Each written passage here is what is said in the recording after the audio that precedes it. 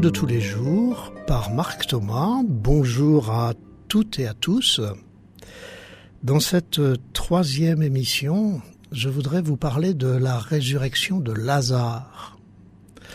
Pas seulement pour faire une exégèse de l'évangile, d'autres feraient ça mieux que moi, mais parce qu'il me semble que la résurrection de Lazare peut être notre histoire, aujourd'hui, au quotidien, sans attendre d'être mort.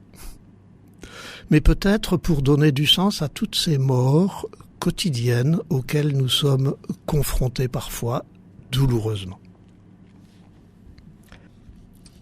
La résurrection de Lazare, dans l'évangile de Saint Jean, au chapitre 11, je vous laisse aller relire le texte.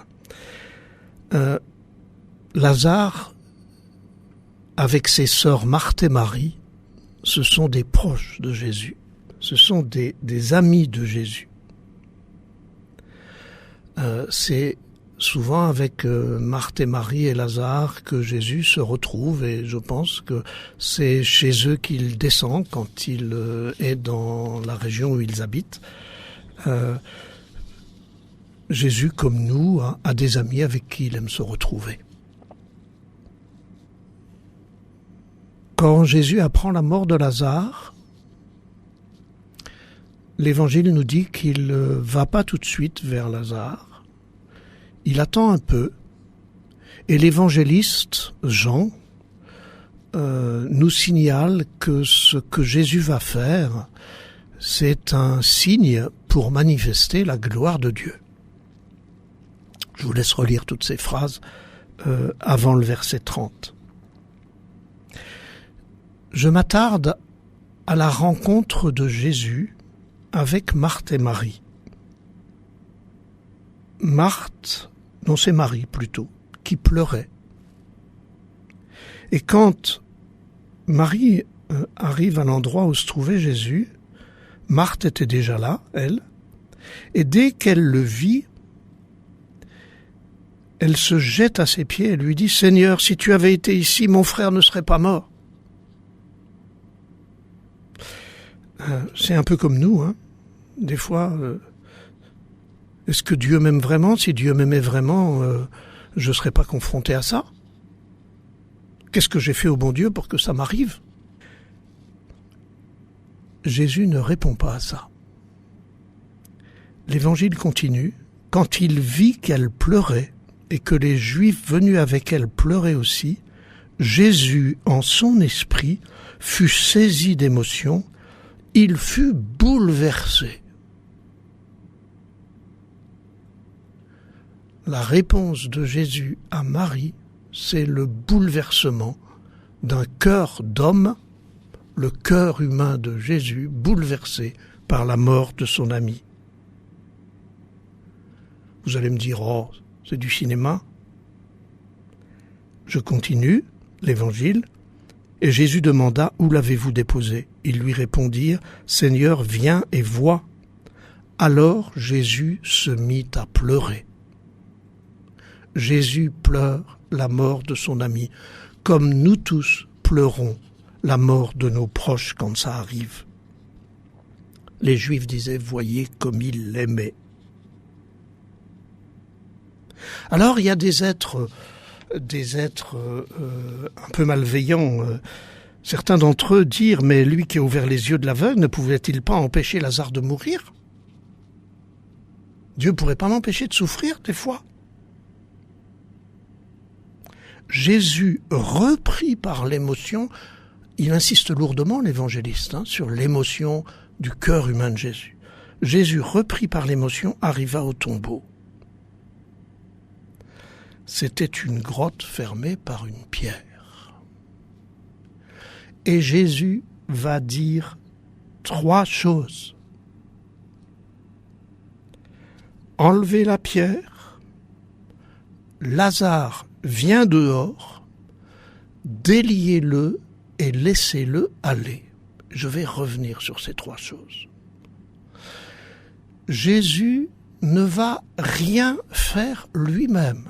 Ce n'est pas un gourou qui va faire des grands salam aleik ou des grands gestes ostentatoires ou des choses comme ça sur Lazare pour le ramener à la vie. Jésus ne fait rien. Mais il demande aux proches de Lazare 3 choses. Premièrement, enlever la pierre. Ce tombeau froid, il sent déjà, fermé par une pierre. Nous sommes si souvent nous-mêmes enfermés dans les tombeaux de nos déceptions, de nos peurs, de nos tristesses, de nos deuils. Nous sommes si souvent nous-mêmes enfermés dans la mort intérieure parce que nous avons été blessés par nous-mêmes ou par quelqu'un d'autre. Face à cela, Jésus dit toujours « Enlevez la pierre ». Quand quelqu'un vous écoute et que vous êtes dans le drame, il enlève la pierre. Quand vous allez voir un psy parce que vous vous en sortez pas, le dialogue que vous avez avec ce psy enlève la pierre. Quand des amis sont proches et bienveillants et vous prennent dans les bras alors que vous êtes triste, ils enlèvent la pierre. Première chose, enlever la pierre. Deuxième chose, Jésus s'adresse à Lazare. Lazare, viens dehors. Lazare, sors dehors. Il ne suffit pas que les autres enlèvent la pierre. Encore faut-il que j'accepte de sortir. Beaucoup savent combien c'est difficile de sortir. Des femmes victimes de violences intrafamiliales passent parfois des années avant de sortir dehors pour aller oser parler.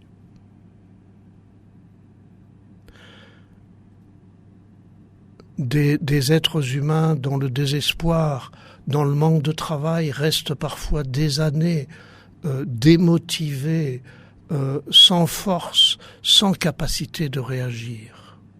Lazare, Marc, Pierre, Jean, Éric, Françoise, Marguerite, Lisa, sors dehors, sors de ce qui t'emprisonne. Et puis, troisième chose, et le mort sortit, les pieds et les mains liés par des bandelettes, le visage enveloppé d'un suaire. Jésus leur dit, déliez-le et laissez-le aller. Déliez-le et laissez-le aller. Nous sommes souvent liés par des relations qui nous emprisonnent, par des relations toxiques. Nous sommes souvent liés par des épreuves vécues dont nous pensons que nous nous en remettrons jamais. Nous sommes souvent liés par des échecs, par des fautes commises ou par des blessures reçues que nous n'arrivons pas à cicatriser. Les êtres humains qui sont autour de nous ont toujours la mission de nous délier. Et laissez-le aller. Jésus ne dit pas où il va aller. Jésus ne dit pas qu'est-ce qu'il va faire.